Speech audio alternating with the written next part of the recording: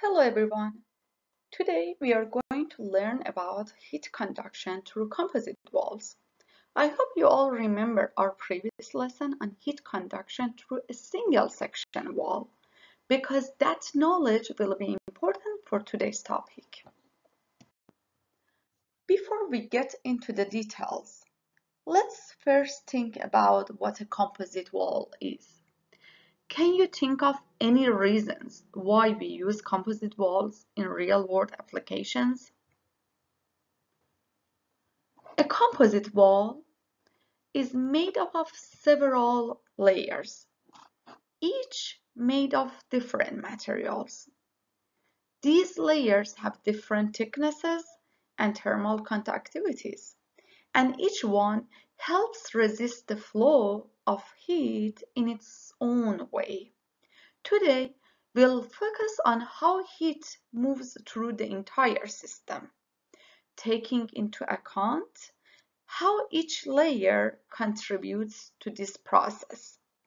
So, why do we use composite walls in practical situations?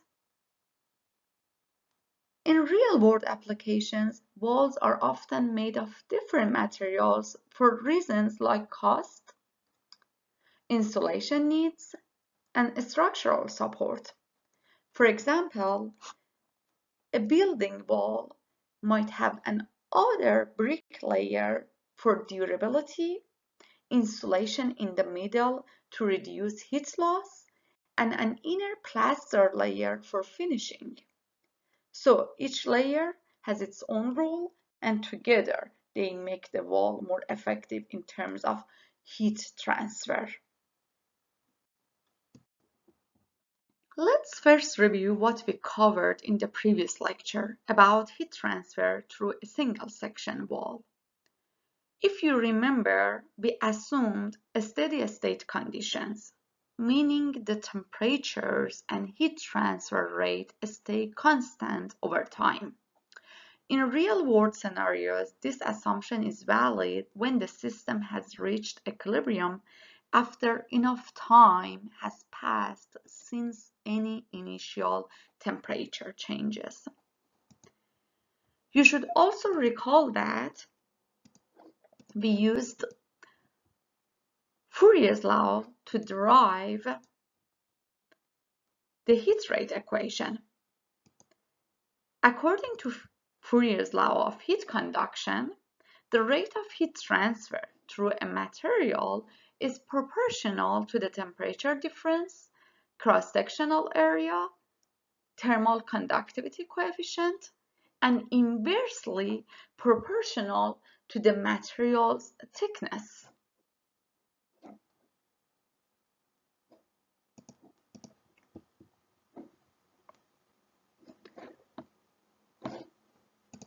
So, A is the cross-sectional area, K is thermal conductivity coefficient, dt over dx is the temperature gradient in the x direction. A quick question here. Do you remember why there is a negative sign in Fourier's law of heat conduction? If you remember from the previous lecture, the negative sign indicates that heat flows from higher to lower temperatures. So, if this is the direction, temperature flows from higher to lower temperature. So TA is greater than TB.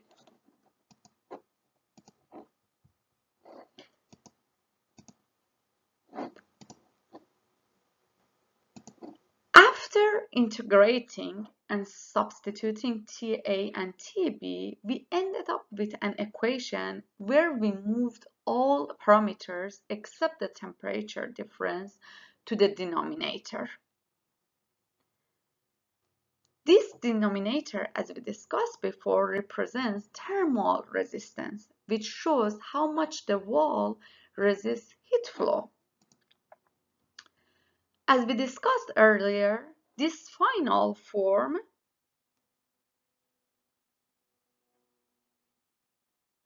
shows that the rate of heat transfer is equal to the temperature difference divided by the thermal resistance. Now, let's take the next step and see what happens when the wall is made of multiple layers, each with different materials and thicknesses. When dealing with composite walls, one of the first important fundamental concepts that we need to understand is equilibrium. What do I mean by equilibrium? What happens in equilibrium conditions? When we talk about equilibrium conditions, we mean a steady state where the temperatures and heat flow have stabilized and aren't changing over time. In other words, after a certain period, the amount of heat entering the wall on one side is equal to the amount of heat leaving the wall on the other side, and the temperature distribution within the wall becomes steady. So, the key concept of equilibrium for heat transfer through a composite wall is same heat transfer through each section.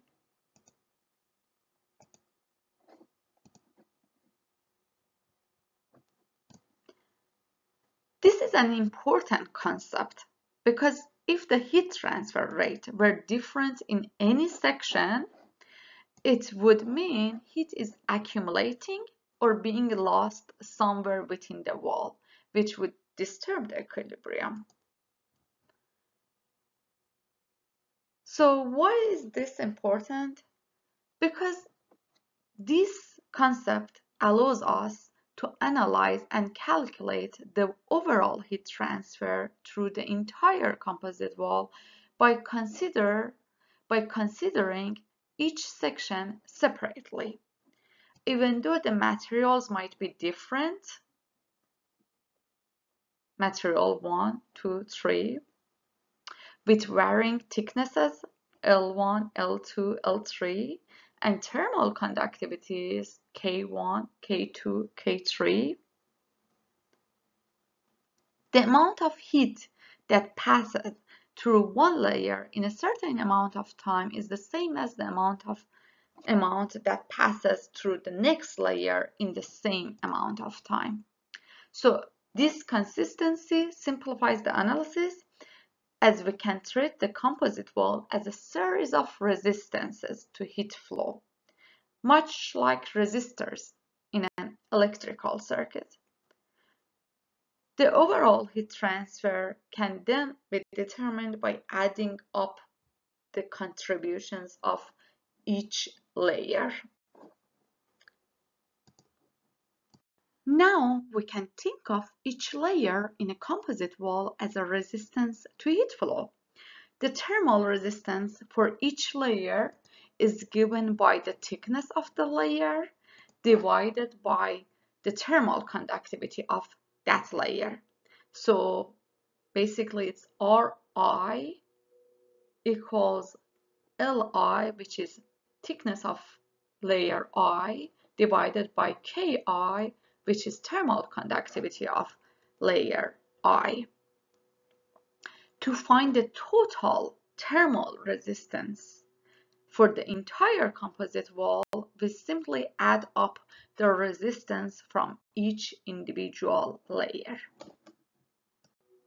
So going back to the Fourier's law equation, heat transfer through composite walls, the formula for Q becomes this, considering the total thermal resistance for each layer.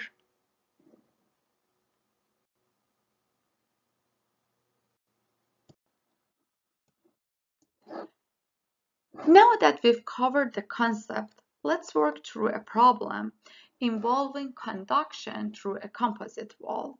In this case, we'll focus solely on conduction through the wall, and we want to find an equation for the temperature profile. To make things easier, let's simplify the parameters. In the textbook, you see it's called substance 01, substance 1, 2, and for each substance, actually, it's called K01, K12. To make it simpler, let's call material 1, material 2, material 3 with corresponding thermal conductivities K1, K2, and K3. We also have the height and width of the composite wall. So height of the composite wall, and it's the same for all layers, and width of composite wall, which is also the same for each layer. So no difference for width and height for each layer. So the thickness for material 1 is x1 minus x0. Thickness for material 2 is x2 minus x1. And the thickness for material 3 is x3 minus x2. On the left side, the fluid temperature is TA, which is next to the left wall with temperature of T0. And on the right side, the temperature of the fluid is TB, which is next to wall temperature of T3.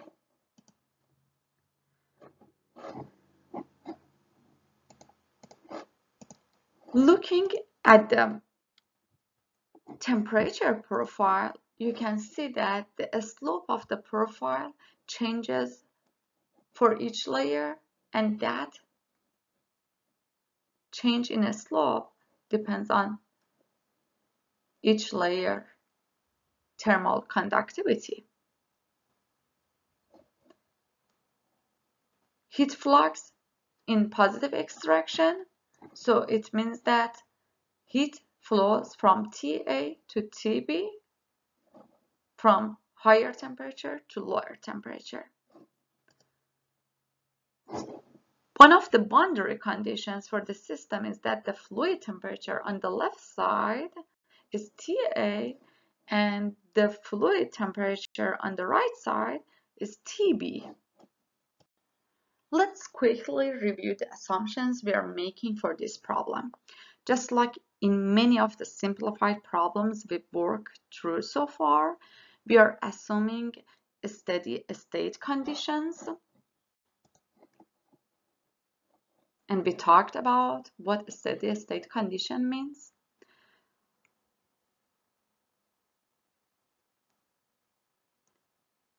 Meaning the temperatures and heat flow remain constant over time. We also assume there is no energy production within the system, and that heat is only being transferred, not generated. So no energy production.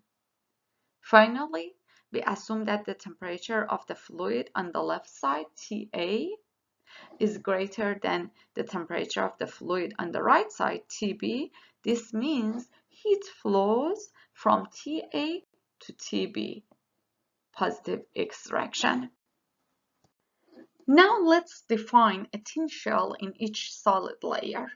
Just like in the previous lecture, we'll use a Cartesian coordinate system with the system boundaries as basically x ranges from 0 to delta, y ranges from 0 to h, which is height, z ranges from 0 to w, which is width, and the thin shell represents a thin section of the solid layer in the direction of heat flow, and we'll define that thickness as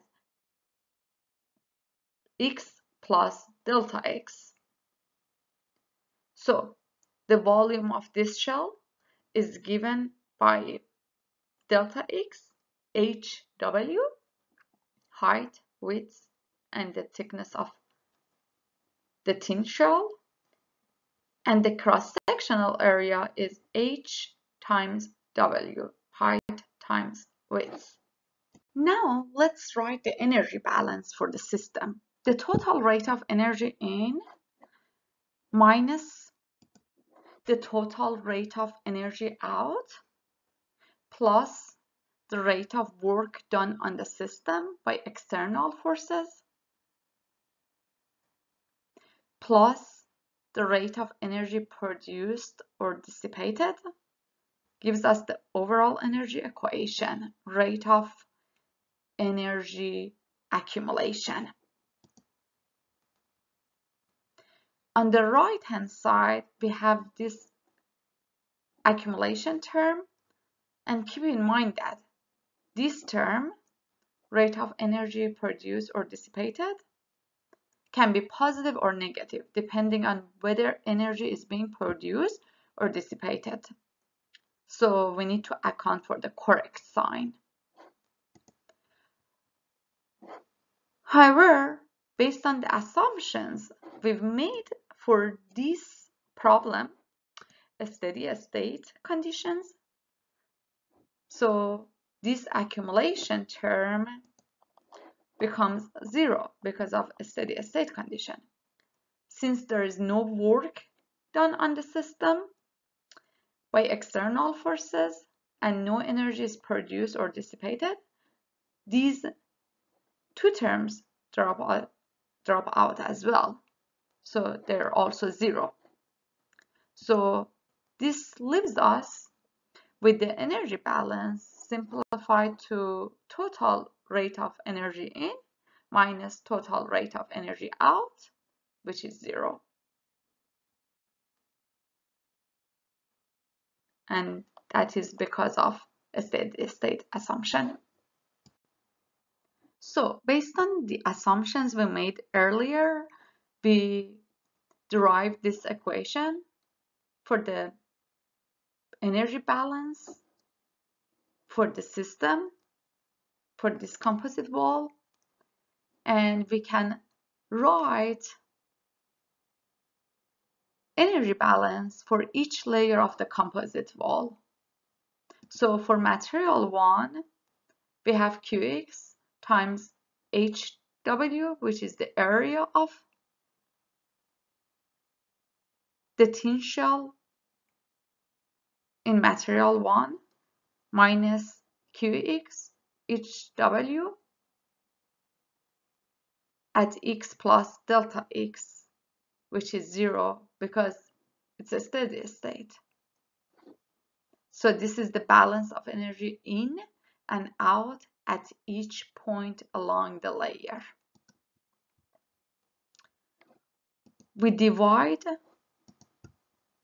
both sides of the equation by the volume of the shell, which is delta x times height h times width, and we take the limit when delta x or the thickness of the shell approaches 0, which gives us derivative of flux.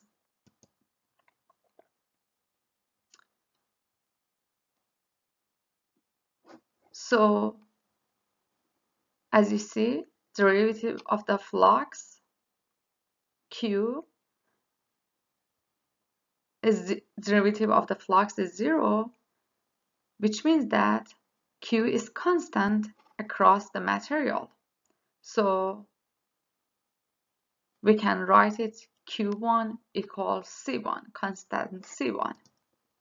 Similarly, for materials 2 and 3, we have Q2 equals C2, constant 2, and Q3 equals C3, constant 3. So this means that the heat flux is constant through each material layer, with different constants for each material depending on their properties, which is K1, the thickness of that layer. So you'll see in next slides. Now let's review the boundary conditions for this problem. We covered boundary conditions and different scenarios in the previous lecture. So this is a good opportunity to review those concepts and apply them to our current situation, our current problem. At x0 here, we have a fluid-solid interface. Here we can use the convective heat transfer equation. So HA, if you remember, is the convective heat transfer coefficient, and delta T is the temperature difference between the fluid and the wall. The second boundary condition is based on the principle of continuity, which we discussed earlier today, basically equilibrium condition. So it means that the amount of heat entering the system at each layer equal the amount of heat exiting the system at each layer. So it means basically there is no accumulation or loss of energy within the system. So at this interface, we have Q1 equals Q2, meaning the heat flux through material 1 equals the heat flux through material 2. So we apply the same continuity or equilibrium principle for the next interface, x equals x2. And for this one also we have this Q2 equals Q3. Similarly, for the final interface at x3, we have another fluid-solid interface. So we use the same convective heat transfer equation that we use on the left side, and the heat flow entering the system must equal the heat flow exiting. So because of that, we have Q0 equals Q1 equals Q2 and equals Q3. So it means that we maintain the balance of heat flow across the entire system. No heat loss, energy loss, or generation. For each layer, we can apply Fourier's law of heat conduction to write the constitutive equation for heat flux. So let's start with Q1. The heat flux through material 1, according to Fourier's law, we have K1 times derivative of T with respect to X for material 1. And that equals Q0. So K1 is the thermal conductivity of material 1. And we also have temperature gradient in the X direction for material 1. This equation gives us the rate at which heat flows through material 1. Since we assumed the system is in equilibrium, the heat flow entering any layer is equal to the heat flow exiting that layer. So this means that the heat flux through material 1, Q1, is equal to the heat flux at the boundary Q0 because there is no accumulation or loss of heat anywhere in the system. So the heat flux across all layers in the composite wall is the same. So we can write the constitutive equation for each material or layer in this system to ensure maintaining this constant heat flux. So basically Q1, Q2, Q3 all equals Q0. Okay, now we can integrate heat flux for each material or for each layer. And for each layer we get linear temperature profile, which relates the temperature difference for each layer to that layer thickness and thermal conductivity of that layer.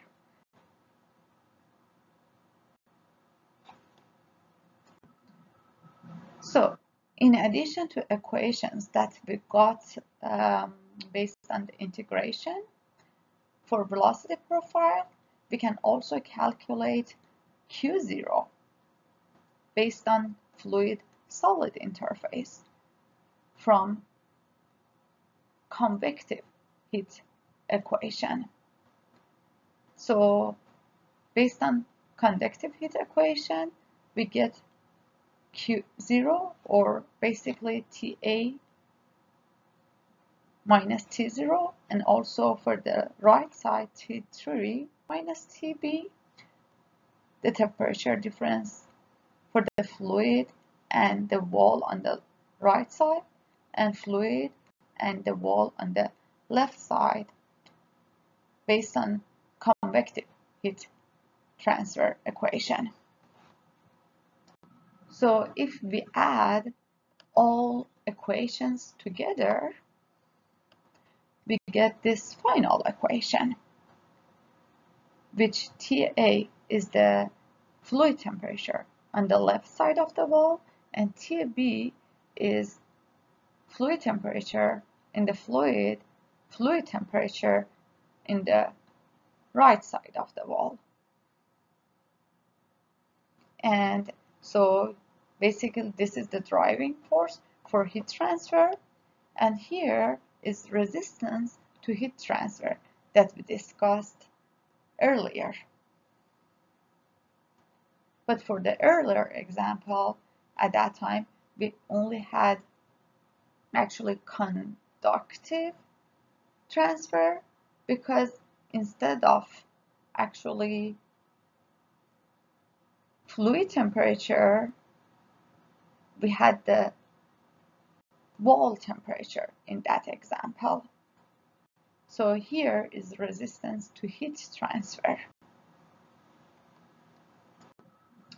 So if we simplify this equation, then we get this final equation, and this is overall heat transfer coefficient. So basically this is 1 over resistance to heat transfer. So overall heat transfer coefficient, usually shown by U, is 1 over resistance to heat transfer, overall resistance to heat transfer. So we can write it as this simplified actual equation. And if we write the heat flow rate, so here we have heat flux. For heat flow rate, we also have area. So overall heat transfer coefficient times the cross-sectional area times temperature difference.